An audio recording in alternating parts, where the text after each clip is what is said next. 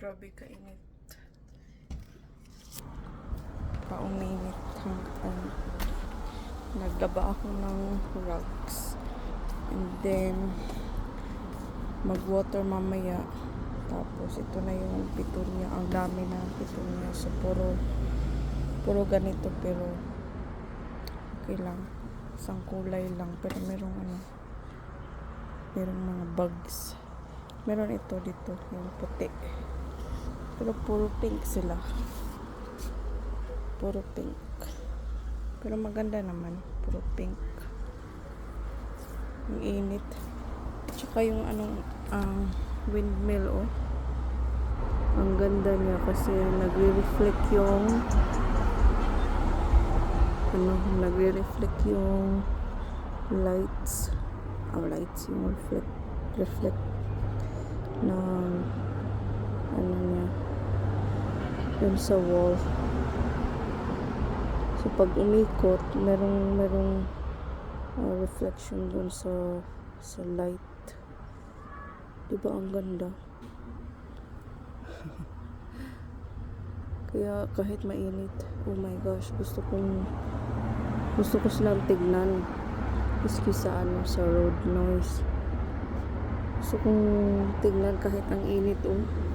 Hindi pa naman ako naglagay ng sunscreen. Gusto ko lang kita yung windmill na ma-reflect talaga siya sa sun. And pag umikot yan, nakita nyo sa wall, parang may ilaw rin siya. Diba ang ganda? Yun, lumaki na pala yung malaki na yung mga zucchini. Kunti lang ang sa aming garden kasi yung peas, hindi nag-success yung peas. Iwan ko, parang may bug sa likod. Nasa pinakalikod siya dun sa may fences. Isang linya dun, peas. Pero isa lang yatang tumubo. Yung iba, wala. I'm not sure kung nangyari. Parang kasing kinagat. Meron namang tumubo. Tapos parang kinagat ba ng bugs. So meron dyang beans na lang dyan sa may fences. Tapos celery, and then zucchini. Yung cucumber, yung sa fence na yan. Na wood. Fence, wood na yan.